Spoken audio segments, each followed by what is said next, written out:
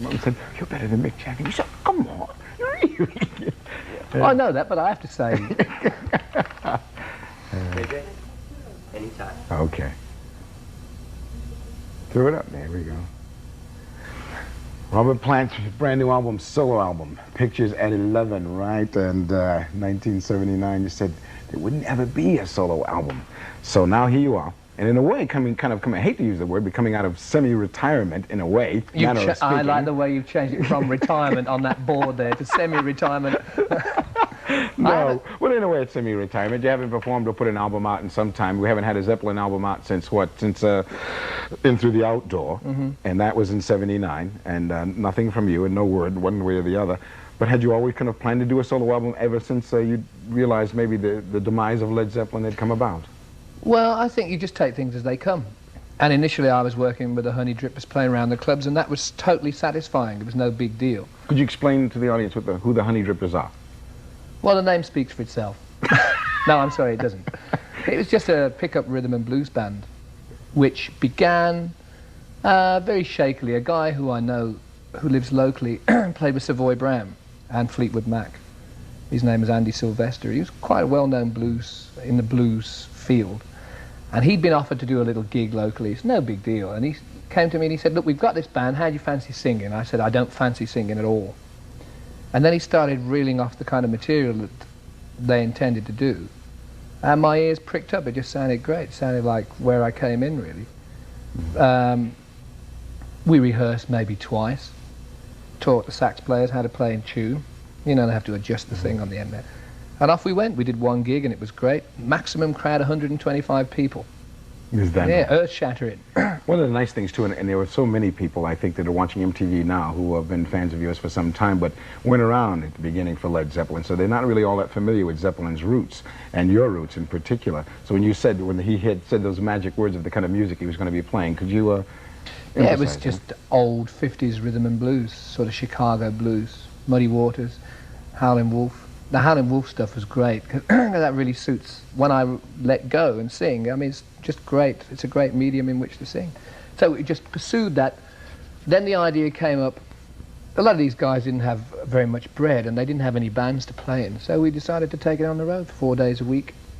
No weekends because of the soccer, of course. You know, and You're still involved in soccer that heavily? Well, I'm getting a little retirement, I think is the word. I think I have to take it easy now. I'm substitute most of the time. But it was good. It started me off again. It allowed me to get within a couple of yards of the audience. I mean, like, it was one of those, if I wasn't singing right, somebody'd say, "Hey, you can do better than that." It was great. It was very nice. And as time went on, and that sort of went on for about 2 or 3 months, I began to think, well, there's a little bit more to it than this. Yes. And so there was. The guitarist who was playing, one of the guitarists in the Honey Drippers' name was Robbie Blunt. And we started working, just, you know, something to do, see if we could write something. Really? Now, when you were working with Robbie Blunt, were you working, I mean, like together, conjunction, or would he go off and write the music and you'd write the lyrics, or would you actually sit down together like... Oh, we just sat down together.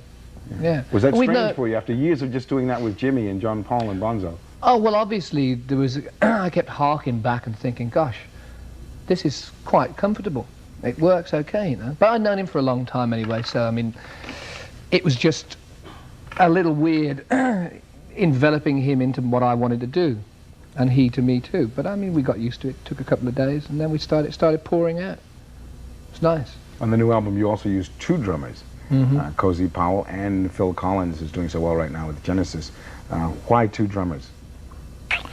Well, it's quite simple, really. Cozy was very involved with Michael Schenker. I don't know whether you've heard of Michael Schenker group. So he only had a short amount of time. It was one of those things where it was a suck it and see situation, if you know. It was like a rehearsal situation that may or may not have gone any farther. And Cozy said, well, I've got a couple of weeks. If you're going to really go for it, I'll come down for a couple of weeks and work with you. And in the 2 weeks that he was with us, we rehearsed and we recorded Just Like I'd Never Been Gone and Slow Dancer. And I said, well, maybe it's still a demo situation, you know, we'll have to see. Needless to say, it wasn't. Now, Phil Collins recently just really, well, I shouldn't say recent, it's been about a year now, but completed his first solo album. in any way, because this is the first time that I know of that you worked outside of a group situation in recording an album. Did he help you in any way adjust to that? Yeah, he gave me a lot of confidence because I was so used to working in a very close-knit team. And he said, well, what you got to do is go for it, you know? That's why I'm here now. He said, now you just get out there and go. This was during the making of the record with Phil. He said, it's going to be great. You've got to you've got to make yourself available. You've got to push, you've got to do this, you've got to do that. And I really needed that kind of help too, because I mean, I had, as I say, been in that camp for so long that suddenly I was standing alone going, oh, so much I can do. And he was a great help, apart from being an incredible drummer. Yeah, I mean, the pair of them were great for two totally different reasons. I mean, the one, Cozy was all power and right foot and lots of turning up in the studio until everybody was going, oh no, no more, you know. I submit. And Phil, on the other hand, was a different kind of technician. But they were both very important. And listening to the album the other day, individual songs stand out for different reasons on the album to me. Fat Lip, which is a song it stands out. It's very catchy. Has really all the hooks for a possible single. Now I know when you were within Zeppelin and within the confines of those parameters that were set up, I think other than Immigrant Song, you never released a single before. Yeah, there were a few here, weren't there? Yeah, so you didn't concern yourself with singles. Would you concern yourself with a single on this album if one seemingly was lurking about, like maybe Fat Lip? I'd concern myself with anything that's going forward. You know, I mean, I don't know whether there are people who maybe never listened to Zeppelin, or there are young kids around the corner who perhaps are not aware of what I've done in the past. And really what I'm talking about is the future, the present and the future. It's like what's going on ahead. So if a single is going to open the door to what I'm doing, that's great. Fat Lip's quite funny actually, because there ain't a drummer on it. There's no drums at all, it's just that rhythm box, you know. And Cozy was most frustrated. He thought it was disgusting that there should be a track that I'm involved in which didn't have somebody flailing away. He was insistent on playing the drums in the solo part, and we had to usher him out of the door and gag him and keep him quiet for a while. But singles, yeah, I mean, again, anything goes really. And that's good. Also now, I think what's been happening since you've in a way been in retirement is that videos come on strong, which is why we have MTV. And as I told you before, we're 24 hours a day and we're 7 days a week, which means we have to have an awful lot of product, and people are putting that product out. Now, would you possibly be concerned in making a video, especially something from this album, which would be very nice? Yeah, again, I mean, it's quite straightforward. It'd be great to see. I've seen so many good videos, and I've seen a hell of a lot of real tacky ones where there hasn't been a great deal of thought put into it, or people have done the best they can. In trying to create a pictorial image of any of the tracks on that album, I would be so critical and so analytical that probably people might do a fantastic job, and I would never be particularly content that the imagery matched up to what I see in the music.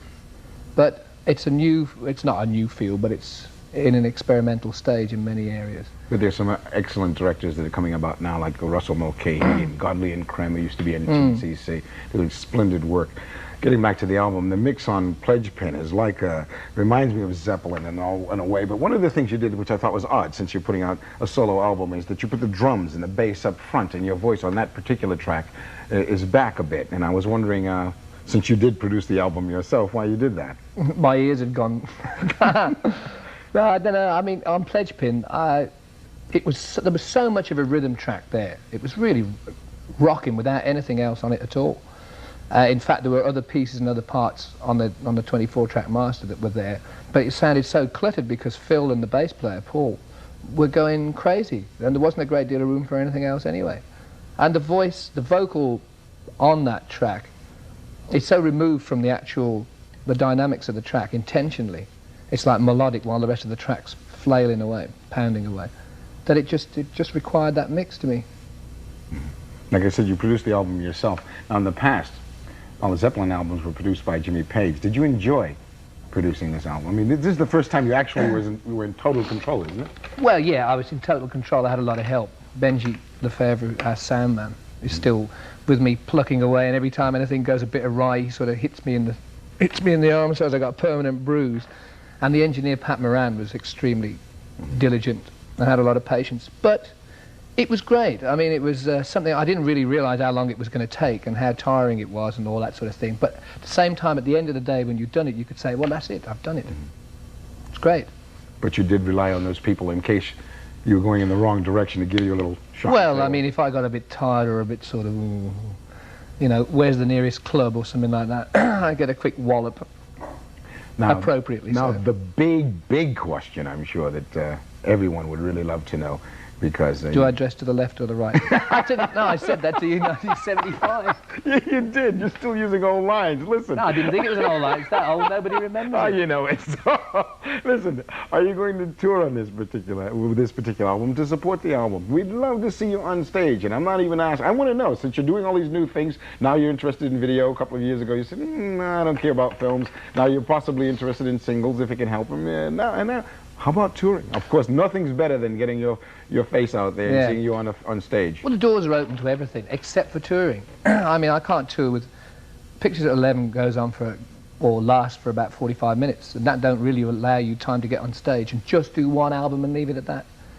Listen, I don't have any more material. Yeah, but you've played to some of the largest rock and roll audiences in the world, and it's quite true. I mean, possibly along with the Stones and the Who, I don't know anyone else has ever played to such huge audiences. Don't you miss performing a little bit? Well, I do perform. But when you say that, do I miss crowds? Yeah, I do. Yeah. Ocean. Yeah, I miss I mean, you did a song called The Ocean about that, and I remember once, in fact, it was even longer than that, back around '73, and you once told me that stepping out on stage, you know, and feeling that surge come from the crowd, you know, I can't even really say what you said, but in other words, it was a big rush. Yeah. Well, I guess I mean, it's like, I don't know, I suppose it's like being in the desert and waiting to get back to green again, back to, you know, the other extreme. I have to wait because I don't have enough material. I mean, it's quite practical, it's quite straightforward. What would I do after I played those songs? There's nothing left to play. Yes, and also, would you think maybe being hesitant too? I'm sure, because we talked about that before, you wouldn't want to go out there and they're going to start yelling all the big Zeppelin songs, Kashmir, whatever. And would you feel obligated to do that? No. No. Those songs belong with a certain bunch of guys and they don't belong with anybody else. I mean, it's either that or go to Vegas and do the whole lot in a medley, you know? Just want to know how you felt about that, because I've seen a lot of bands do that recently. You know, go back to old material that was made with a set group of people. Led Zeppelin was one of the top touring bands of all time. Have you ever thought, and since you've had this time now, to sit back and just think about all of that, have you ever thought about why? Because you weren't a band I think I know that was in the public's eye so much. Well, I think that was one of the things, and also the fact that it was very seldom that we were bad. I mean, we were bad lots, but it was very seldom that we didn't deliver the goods, you know? And when you're working with just 4 people, it gets so close, so tight, and it's apparent to everybody. But there are a lot of 4-piece bands who are the same. It's just that was the way for us. And it came across, I think it came across really well. Well, yeah. I saw the results. Yeah, so I knew the way. Well, I saw this result. I've been lucky too, because you and I met in that first tour, and I've followed it all the way through and seen that happen and just see it grow huge. I know. I remember you used to come up to me and I didn't know what to say about what had happened. Every time I saw, if it was once every 6 months or something like that, I'd just look at you and go, what can I tell you? I don't know. The critics were often hard on Led Zeppelin. As you know, really do you know, I'm sure that Nebworth even proved that. Why do you think the critics are so hard on you guys when obviously the audiences loved you at Nebworth? That's the reason. In case the people don't know, 250,000 people came one particular weekend. The next weekend it was something like 200,000 people from all over Europe, from all over the United States. And the gig was still half empty. Yeah. And even the critics tore you up even that night. And I thought you were excellent. I thought the first 2 numbers were a little shaky tonight. Then you straightened it out and off you were. Well, that was it. It was good. And I think everybody waits for a band. They build you up, help you get there.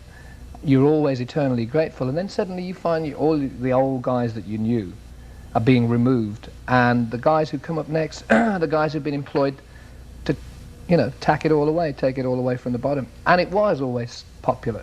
And that was another thing. People were waiting. I think the press were waiting for the day when we really couldn't turn it on. And it never came. So they had to start the business themselves. It was good sport. I mean, we even suggested in England, Phil Carson from Atlantic Records said, Well, why don't we write our own review of the album and send it with the record, you know? Are you surprised by Zeppelin? And of course, I'm sure you're going to see now with the release of this record, your continued success in this country. I mean, your popularity is still as strong today as it was, I would say, back in '77 when you last toured. You turn on the radio, you still hear your music. Yeah, but this is different. This is not the old regime. This is a new sketch. So, I mean, who can say what will happen? No, I mean, I'm really interested. I mean, whatever anybody thinks in the business, if you call it the business, and people who've heard the record, people who may like it or may not like it, it's interesting. It's an interesting phase to see. Yeah. But you're an integral part of that sound. I mean, there's no doubt about it. It wasn't like you were on the back burner. You were an integral part of the sound that came out of that particular band, and you can still come to New York or Los Angeles or wherever in this country and have a good time. And still hear that music coming over. And people have been waiting for your album, you know, with bated breath. It'd be just because you are who you are and your roots were what they were. Don't you find that still kind of surprising? And since the last time, like not only was the last time the band was seen was in '79, but the last time the band had an album was in '79. And yet, usually with other bands, once that happens, there's a demise or whatever, they go away, a lot of popularity goes away, and you don't hear it on the radio. Radio wouldn't play it if they didn't think people wanted to hear it. It's true. It's very flattering, incredibly flattering. But I mean, flattery is great, and the music also stood up for itself. As I said before, I mean, it all made sense. But I don't know, how much longer does it go on? In a way, you know, all of you guys kind of paved the way for blues-based hard rock and roll bands like Van Halen, AC/DC, and even in a way, Rush, I'd say, even though they're not really blues-based. Do you like their music in any way? I like the Stray Cats. Ah, so you like rockabilly. I like the Stray Cats. I like the Blasters, Fabulous Thunderbirds. I mean, I like music that cooks, that people are having a good time making, you know? Have you heard the Blasters album? Yes. Great. And the Stray Cats as well. Stray Cats started, I think they're from New York, and then they went to Los Angeles. It didn't happen there. They went to England, and it started to happen. Brian's just come back to New York now. They're doing some work around New York very shortly. But they're great. I mean, they're really, it's like very vital, very unaffected. When we last spoke in '79, we spoke about rockabilly music, and because I know that your roots are basically blues-based and rockabilly-based, but yet the only thing I ever remember sounding rockabilly coming from in past work you've done was Hot Dog. And Candy Store Rock. I mean, on Presence, definitely. That was the intention, was to sort of to try and fill that gap a little bit, you know, because there was obviously a lot of blues-based material that came through. The reason is on this on this album now, you know. But I mean, the rockabilly side is very light, but very, very good intentioned. And going back to the Stray Cats, I mean, I saw them when they first came to England. They were in a small club. They were good. Then they hit the kind of big stage theatres and stuff, and it was still really convincing, you know. I can't understand how they aren't enormous in America. I think they will be with the new album and coming over to tour. Can we look for like maybe a rockabilly style, maybe a song or two on your next album? Maybe the odd tune. Put $5 in the cognac glass. No, I'm not ready for Bourbon Street yet, but I don't think so. I don't think so. I think I like when it's down to writing, it's down to playing, it's down to creating an atmosphere through records. I like to do it the other way. And I know there's a distinct difference. I mean, it's great having a good time, but it's great to actually take something that's a simple idea and make it into a real wah. You know. Listen, a lot of, I hate in a way go back to this, but it's just one thing that I know that so many young kids are not familiar with. The name Led Zeppelin when it came around, right? Hello, I've never heard this before. I've never been asked this before. Right, the rumor that Keith Moon named the band, is that true? Could you tell us the story how that went down? Well, I can only tell you what I've been told, because I wasn't around, you see. I came along a little later. But there was going to be some kind of super band, of which there have been millions, but this was going to be the first super band. I think names that were mentioned, and it could be completely wrong and out of context, was Steve Winwood, Steve Marriott, Keith Moon, I mean even Jeff Beck and Jimmy Page together in the whole. It was almost like a caravan of brilliance, you know. It didn't come to much, but during the talk about it, maybe it was just talk in a club, but it was in the air. And while it was in the air, Mooney gave it that name. He said that, you know, where you tell a joke in America, it goes down like a lead balloon, it's a flop. So if you start off using the term flop, then it can't get any worse, can it? So that's how Led Zeppelin came about. You know, I didn't even know that after all these years of knowing I thought you were just saying it because we were on that. Honestly, I really didn't know that after all these years. All right. In fact, I do remember the last time I saw Bonzo and John Bonham and Keith Moon on stage together. If you remember, in '77. Yeah, there was no Los room for Angeles. anybody else once they started. In Los Angeles, and of course, with Mooney's death, the Who replaced as best they could with Kenny Jones on drums, and of course, even when Brian Jones passed away, well, even a month before then, the Rolling Stones had replaced Brian. Why did you find it not the thing to do, shall we say, to try to find a replacement for Bonzo? Well, there's one thing. There are many things, but there's one thing far more important than keeping a group going, and that is how you feel about people, you know? And I mean, for all the sort of rows and whatever we'd gone through, we were the ultimate unit. On stage was one thing, but off stage and how we felt, how we were, there was no room for replacements. There was no room to have anybody, you know, that was secondary. The idea of continuing by sticking somebody else back there on the rostrum was just bad taste. Tell me this too, this is the last thing I'll say on that particular question. When one... It's not that dramatic, it's just like a kind of tribute to John. Like, I mean, we would have never been half as good. If you listen to those records, I mean, it was like dynamite. And, I mean, he used to give me some stick. But nevertheless, I mean, that's it, you know. Well, I obviously know what a fine drummer he was. I think one of the things for anybody listening to Led Zeppelin's music and all the big tunes that everybody's heard and they're quite popular, to listen to his drumming on the live version, on the live album, on No Quarter, and all the textures that he goes through in it, and you can see what a fine drummer he is. And what anybody else would have, however good they'd have been, even if they'd have been better in one aspect than John, which I would have, it would be very hard to find anybody anywhere. But I mean, even so, I mean, he had it overall. He had so much taste and so much feel. That's it. There's nothing more I can say. When one dies like that prematurely, it leaves all sorts of funny emotions, I think, with people. Even sometimes bitterness, not so much bitterness because you miss the person, but also bitterness because you miss that person's creativity in this kind of situation. Was that a bit of a problem for you in any way? No. I just lost my mate. Do you have any existing... In other words, is it possible in the future that we could hear... I'm sure there had to be some material that all of you had worked on that might possibly be released in the future if you all decide to do so? Well, anything's possible. I mean, I don't want to be vague, but I mean, I haven't really given it a great deal of thought personally. It's another one of those suck it and see jobs. Sorry about that. Morning. Yeah.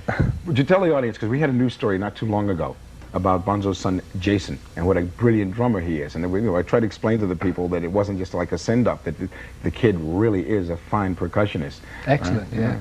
We did a sound check for Nebworth, this remarkably big concert you were on about, and the stage was about 40, 50 feet off the ground, some ridiculous height. And 3 days before the gig, we went down there and Jason came with us and he played with the band while Bonzo went out front to hear what it was like. I don't know what we did, but it was great. And it was really funny because, I mean, he really hit the drums, but at the same time, the sound engineers were like whacking the sound up. And there was something like a 100,000 watt PA, something really over the top. Fortunately, we needed it. But anyway, that night we had complaints from 7 miles away because of the sound. It was that loud. And he helped to contribute to the complaints. It was great. Then he went back to school. Yeah, he's a great little kid, great drummer. He's, you know, I hope he does well. Do you think he'll be going on to do that professionally? Well, I don't know. I mean, he's at the age now where he's like doing all sorts of things. How old is he now? 15. How would you feel if your children decided to go into rock and roll? What, with my with my background? I wouldn't let them get anywhere near it. I can't stand people who tell lies. Are you in touch with the rest of the guys at all nowadays, Jimmy and John Paul? Yeah, I see Jimmy occasionally. Jonesy not so often. He's immersed in whatever he's doing, you know. Is any of that musical? Is Jonesy such a brilliant musician? I think in a lot of ways people didn't realize, because an awful lot of attention, and to no fault of your own, but was given to you and to Jimmy, and even to Bonzo, But in a way, you know, Jonesy was like the anchor. Jonesy liked it like that, though. That's Yeah, how he he did. preferred it. It was great, because we used to stay in hotels, and then in the morning, we'd tend to get up at least before noon, while there were other members of the entourage who had to be got up for the gig sometimes, you know. So we used to go out walking together, and maybe we'd make it about 500 yards from the hotel, where I'd have to turn around and scamper back, which really isn't particularly good fun, you know. But Jonesy could keep on striding out, like, sort of the ultimate optimist. Except for in the end, he got a bit cheesed off because nobody knew who he was anywhere, you know. Do you think the three of you may ever play again together at some point further on down the road? I don't know, I really don't know. Now's not the time to even think about it. In '79, you surprised me in an interview we did. You told me that you wanted to be remembered for, and I was waiting for all sorts of songs, but the song was for All of My Love. And you said that at that time, up to that point, you considered it to be your most definitive work. Do you still feel that? Well, I think I was in the middle of that whole beautiful thing that was going on. I mean, I use beautiful not in inverted commas. It was nice, you know. And that was one of the more recent things that we'd done that I really liked. It was very melodic, very simple. It was, if you like, closer to Brill Building material, you know, all the sort of Goffin King stuff. The nice, short, crisp song. So at that time I probably said that, and I probably meant it. But I mean, if you look at now, as I look back, there's loads of things. I mean, what can I say? In fact, there's a song on the new album that reminds me very, very much of it. You know, and I was wondering, well, maybe, obviously it's not, because you're not feeling that. I was going to say, I thought maybe there might be an extension on the new album, because there are two beautiful ballads on the new album. You know, but you've always had that romantic side to you. You know? I know. Yeah, I guess really that's why you sing, that's why you write, because there's that, you know, you can't just sing about streets and hotels and and chicks trying to get in the limousine, you know. Emotion's very important.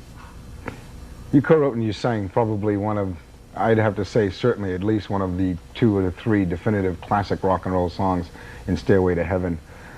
So many years now, looking back on it, in retrospect, how do you feel it still stands up? How do you feel about it today? Well, I'm amazed. I mean, I don't want to appear... I don't know, really. I mean, I've heard it that many times, and I know that it was a nice song. It had a beginning, a middle, and an end, and it was just a nice song. I mean, it's just very flattering. It's also the dynamics of this song. Of course, I know that, but I mean, you're asking me, I'm going to be nice and sort of, hey, what does it mean to me? Your voice continues to be in top form, and you haven't, like I said, other than the Honey Drippers, you haven't been really singing professionally for some time. How do you manage to keep it in shape? Because you'll run it from a range of very, very deep. It's one of the things I've always been amazed by your voice, where you can come way down and then bring it way up there. And I'd imagine you'd have to keep your pipes in shape for that. How do you do that? Nicotine, tobacco, I haven't got a clue, I don't know. Some days it works and some days it doesn't. I mean, on the movie the song remains the same. I do Black Dog about 3,000 octaves lower than it should be. And people are constantly saying, hey, that's no good. But the job was done. Sometimes when you're tired it doesn't happen. You know that. Yes, I do. Could you tell us who influenced your style when you first started singing, long before you actually got into the business of music? Yeah, Ray Charles. Really? Yeah, I thought Ray Charles was... I mean, apart from the Chicago blues guys, the Howlin' Wolf and all that, Ray Charles had so much style. And it was a little smoother. It was like a sort of... Ray Charles was influenced by Nat King Cole, so you've got that, you know, going back. And then Steve Winwood, although the same age as me, was in a band called Spencer Davis Group. And he was doing things like Drowning My Own Tears. And he was giving a more youthful, white voice interpretation of that kind of black music, you know? That's a good question. It leads into a good question, I believe, because in you go to England, and obviously you do have blacks in England, but at the same time, the music that seems to be the basis of rock and roll, which truthfully, I must admit, and especially in the 60s, if not so much so today, but still came back to us from America, right? Black blues was here in America, picked up by people like Zeppelin, Rolling Stones, given back to us in this country. But it's not indigenous of England. How could that music take such hold in a country that really has nothing to do with it? I've no idea. I know when I was a kid it was such an alternative to listen to what I'd got around me. I mean, Herman's Hermits and that sort of real sugary pop music had got absolutely no depth to it. It was like something that began and a minute 55 seconds later it stopped. Now some of the classic minute and 55 seconds later stops over here were things like Love Potion No. 9 by the Clovers, you know, It Will Stand by the Showmen, Lipstick Traces, Benny Spellman, great R&B, you know, Sea Cruise, Frankie Ford, loads, Chris Kennard, all these R&B guys, you know. And it was real grit. It was like a nice alternative. But in England now, black music does hold. And that is, and it's our own English black music. And that's the music from the West Indian community. And combinations between black and white, like bands like The Beat. I don't know whether they've been to America. Yes, the English Beat, you mean. Yeah, incredible band, great. Combination of the sort of two cultures, stick it together, and you got Mirror in the Bathroom. Incredible, you know. Can you describe the difference between Robert Plant on stage, as you would see him, and Robert Plant off stage? Well, I've got $1 in my pocket now. Never carry money on stage. No, but that whole persona changes. I don't think it does. I think I just sit on it a bit more off stage. One of the things I've always liked about your image, because you never actually went about trying to make an image, it just happened for you. But part of that image is of being a sex symbol in a way, you know. And there again, I said, it's something I've never seen you cultivate in all the years that I've known you. But is it hard dealing with that when you come off stage, shall we say? On stage you can play that role, but when you're off stage... I don't think I purposely tried to do it. It's just that none of my shirts fit. You know, I don't know. I mean, I wouldn't do it now. You know, I can't be serious about it is what I'm trying to say. I mean, it's great fun dancing around, but I mean, how serious do you take it? If there would be one thing that you could change about yourself, Robert, what would it be? I haven't got a clue. What a great question. There's one thing I could change about myself. I can't say. I don't know. I'd stop telling lies. You'll never stop doing that, because you do it in such a charming way. Listen, Led Zeppelin in many ways represented a particular era. Era. Not an era. Era. Yeah. Era. Time and space. Yeah. 10 years, decade. Could you describe your contribution? What do you think the contribution of the band and the music was to the 70s? I don't know. I think it was just very urgent, you know. I can use that term. Yeah, I think it was just very full of life, very full of urgency, and yet it also had the ability to span through from one side or one end of emotion right the way across to the other, from elation to sadness. I mean, it was just a all-round good take it. How would you like, when one day it will obviously at one point, and I hope not in the near future, but it come to an end. How would you like to be remembered, you know, professionally, musically? Being a great soccer player. I've never even thought about it. I don't see any end. No? Mm-mm. Well, look, I mean, a bit of makeup and look what happens. It's perfect, isn't it? No, I asked that because I know that if I were to ask you about Robert Johnson and what his contribution was to the blues, that you could tell me, you know? Yeah, me, I don't know. I mean, I can't stand that far away from myself to really see. And what can we expect in the future? Because I get a feeling you've got all new goals and this new energy surging through you know, and new ideas. You know, can you give us any idea of what we can expect from Robert over the next couple of years? Well, a steady flow of albums and all being well touring, and apart from that, there's so many new things that are going on that I must play with them all. Yes, well, you're welcome to come back and play on our set anytime you want. You know that, Robert. Thanks. And please consider touring again. You know, when you can get it together and you get enough material to go out on the road, because you can always take your material and all those great old blues and rockabilly numbers you know and do that, you know. But we want to see you perform again. We miss you on stage. I wait to perform. Thank you so much. I just want you to ask one question one more time with Robert sitting here. He asked you to explain who the honey drippers are, right? You said, could you explain for our audience who the honey drippers are? Ah, yes. Okay, you set, Jay? Yes. You got it. Door, please. Door, please. We are not finished. You could just look at JJ as if you were going to ask a question. You don't have to. Oh, could you do us a favor and not smoke, because you weren't smoking. Hey, when that's we pretty asked that slick. question. Spot the deliberate mistake, yeah. Right after this, I'll let you smoke. Okay, Jay, we're going to do this 2 times. Okay. 2 times? Yeah, 2 different shots for us, okay? You've got the question. Fine. Don't laugh. Here you are. Here we go. No, Very no, quiet, it's please. terrible. I can't do. I'm doing lines all the time. Sorry. That's okay. Here we go. Jay, in 3, 2. Would you please explain to our audience who the honey drippers are? You don't want me to answer that? No. We've got your answer ready. You wanna Oh do my it one more God. time, right? Okay? This We're is just going to ask great. that same question one more time. This is better than touring. Is This is great because you do it all sitting here. Well, come back. Okay? Is this We're just going to ask it once again. Very Product of the 80s, a child of the 80s, thank you. Okay? Oh, Look at sorry. JJ. Here we go. All right, Jay? Yeah. Anytime. Robert, would you explain to our audience who the honey drippers are?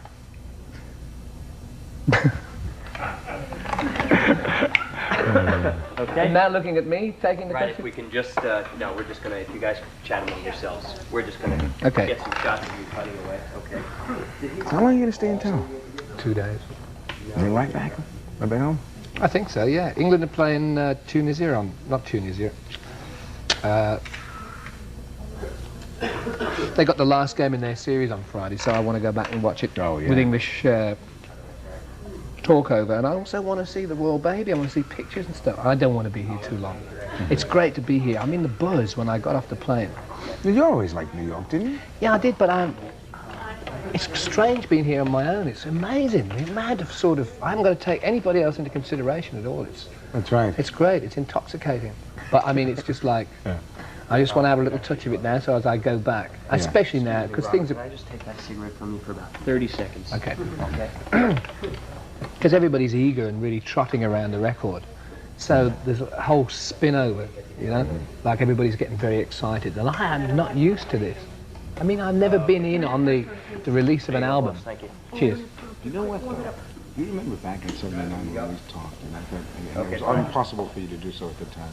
We talked about possibility of playing a small part, you know, like you said, because of the Led Zeppelin thing. Fine. All right, now that this album's been out a Right. while, Profit should be on. I'm seriously thinking about touring, because then you could do what you wanted to do the album and do all those things you wanted to do. This is, you know, if there's anything good to come out of all of this, you know, it'll give you that freedom to do it. Exactly, yeah. I have to jump in here because Yeah, they're going we've to got to take do you this away. quickly. They're dragging This him is away like a from us. radio item. Would you mind Okay, your mic's off. Our slogan usually. There you go. Good job, Jay. You'll never look at me the same way again, you mean? That's for sure. Can I do a couple of runs? You certainly can. Because I'm not used to these big things. Okay. Tell me when you want me to go. Right. I'll let you know when you're rolling. I'll just try it out. This is quite. When you finish, don't look away real quick. Stay looking at the But that's when I go coy. Right. And when I smile, it gets really. There you go. Okay, he's just going to go. Let me know when you're set. Okay. Anytime you'd like to begin. Go ahead. Very quiet, please, folks. Here we go. Anytime. Hi, I'm Robert Plant on MTV Music Television, the world's first 24-hour music channel in stereo. You'll never look at music the same again. Great. Can you stay looking at Robert? Sure. We still have cutaways going on with you. Okay? Try it again? Oh, I like that. Fine. Still rolling, right? Okay. Fine. Here we go, folks. Very quiet. Anytime. Hi, I'm Robert Plant on MTV Music Television, the world's first 24-hour music channel in stereo. You'll never look at music the same again.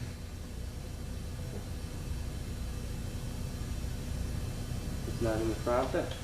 Yeah. It says the same again. It's, Keith Richards 20 minutes Keith Richards fell off the couch. Oh, he's banned you, though, isn't he? Okay, Jay, no He'd had the cigarette. special rubber pills. Some people take water tablets. There you go. You want me to take it? Yeah. Oh, I've never seen such amateurism in my life. That's great. You can smoke that if you like. Stay. Oh, that's okay. I got a cold. I won't. Deep breath and talk slow. Stay looking at Rob. Yeah, I have to do it. Personality can come through a little bit, you know? Really? But I mean, I panic when I'm on my own. Take your time. Yeah. Okay, let me know when you're set, Jeff. I have to have lots of room service. Okay. Very quiet, please, Yeah. folks. Here we go. Anytime, Robert. Hi, I'm Robert Plant on MTV Music Television, the world's first 24-hour music channel in stereo. You'll never look at music the same way again. Ooh, that's a good one. Great. JJ, if you could just talk, please just try to clear the table. Where's Alan It's like going with the wind. No 23 days before our contract. Yeah. Oh my goodness, he's hamming. This is great. We'll hold that for August 1st for our birthday, okay? Okay. Whenever you're ready. You ready? Anytime, Robert. Very quiet, please. Hi, I'm Robert Plant, and happy birthday, MTV. Great. If we can just have JJ talk. Oh, you have another one? Yeah, I got it. Oh, Just one she's got second. one more. What? What does that mean to me? The countdown to our birthday. 23. 23 days to go. We're doing it this moment. Okay, you just say 23. 23 days to go. I'm not. I know Very you need that dramatic. It's our cutaway. countdown. We can't do the countdown. Quiet, please. Right. Okay. He's just going to do just the number countdown for us. Very quiet, please, folks. Anytime, Robert. 23. 23 days to go. All that and no drama school. Okay. I just need one quick cutaway, okay, and then we'll let you guys go. Jay, if you can just talk with Robert for a little bit, okay? Mostly you talking, but keeping still. Okay. This is selling my soul. This is I can't do all this spiel. Oh, sure. Phil, get me out of this instead of waffling to an executive. Oh, well, somebody with a suit on that fits then. I can't do all this, miss. You're done. Oh, you're done. You're done. Yeah, you're done. Oh, no, I'm sorry. No, I had to kill you're it. done. No, It's you're, done. I'm Right. sorry. I already told him to kill it. I just need you to chat with JJ for just a few No, minutes. you're done. Okay? I just need you two guys to chat without the cigarette again. Oh. I'll light you another one. I'm sorry. That's all right. Can I drink some Perrier, please? Yes. That you can. It's right there. Yeah, I know. Cheers JJ, talk to to him. a new whatever it is. For both of us, really. 3 years, 13 years being a disc jockey, mate, and here I am. You know, do you realize we've known each other 14 years? I've known my wife 18. Same sort of thing. Yeah. 14 Yeah, years. it's another world altogether, isn't it? We're both starting to get away kind of new careers, because this is new for me. I've been doing it about a year now. So, what we did earlier on will come out this evening. No, that's going to be on tomorrow night's show. Oh, is it? Yeah. Then maybe I would have a look at that. You want to see it? Tomorrow, yeah. Yeah, we're not. Of course, we got provision to playback. Yeah, it'll be on tomorrow night's show. Because what we do is normally, like on Monday, we actually do Monday's show for Monday. But on Tuesday, so we can have the weekend, because we're 24 hours a day, 7 days a week. So we can't, you know, gotta have a day off. So on Tuesdays and My Wednesdays. wrong side. Tuesdays and Wednesdays we shoot what we call 48-hour Thanks for your days. patience and Okay. everything else. Pleasure. And